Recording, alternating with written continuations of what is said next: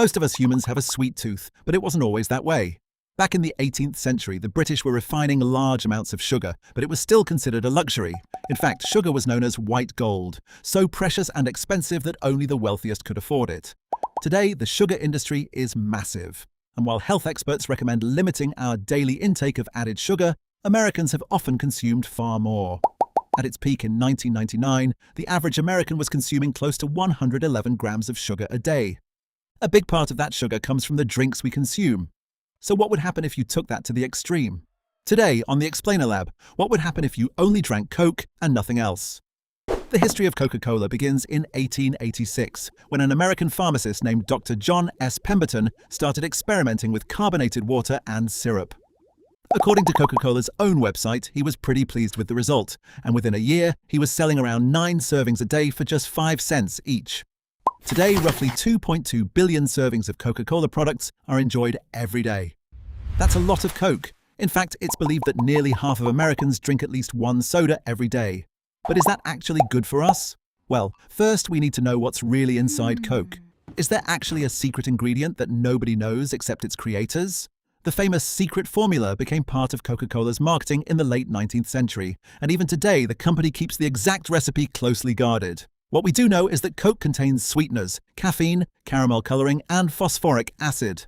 The rest of the ingredients remain a mystery, although it's believed the syrup may contain flavors like orange, lime, vanilla, cinnamon, and even nutmeg. One mysterious part of the formula is known as 7X. In a book on the subject, writer Mark Pendergrast claimed to have uncovered the secret blend, a mixture of oils and extracts including orange, lemon, nutmeg, cinnamon, coriander, neroli, and even a small amount of alcohol. Neroli, by the way, is an essential oil made from the blossoms of the bitter orange tree. And yes, Coca-Cola really did once contain cocaine. Back then, coca leaves were actually promoted for their supposed health benefits. According to Snopes, however, the amount was tiny, roughly 1/400th of a grain of cocaine per ounce of syrup. That wasn't enough to make a person high, but cocaine was still removed from the drink in 1903, 11 years before the drug was banned in the United States. Before that, coca was actually part of the drink's selling point. Its creator, who was himself addicted to morphine, even described Coke as a most wonderful invigorator of sexual organs. Much has changed since then, but Coca-Cola's marketing is still often associated with youth, energy, and a lust for life. Now let's talk about the sugar. There are around 10 grams of sugar in every 100 milliliters of Coke. A single 12-ounce can contains about 39 grams of sugar. But we all know people don't always stop at one can. A 7-Eleven big gulp of Coke can contain around 91 grams of sugar. A super big gulp can contain 146 grams, and a double gulp can pack a staggering 186 grams of sugar. Even a large Coke at McDonald's can contain around 77 grams of sugar. Sugary drinks became so enormous that New York City once tried to introduce the sugary drinks portion cap rule, which would have prevented certain restaurants from serving sugary drinks larger than 16 ounces. But 7-Eleven's monstrous portions wouldn't have been affected. The rule mainly targeted restaurants and similar food service businesses. No surprise, the sugary drink industry opposed the rule, arguing that low-income families would miss out on the best deals.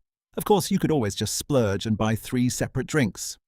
According to Mother Jones, some of the biggest drinks ever sold included 7-Eleven's Team Gulp at a ridiculous 128 fluid ounces, Come & Go's Humongous at 100 ounces, Arco's The Beast at 85 ounces, and KFC's Mega Jug at 64 ounces.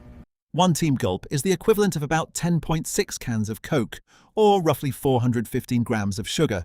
That's more than 8 times the recommended daily limit. But what would actually happen if you drank Coke and nothing else? Let's imagine a zombie apocalypse. You're trapped inside a Coke warehouse, and the only thing left to drink is, well, Coke. As you might expect, your teeth would quickly start to suffer.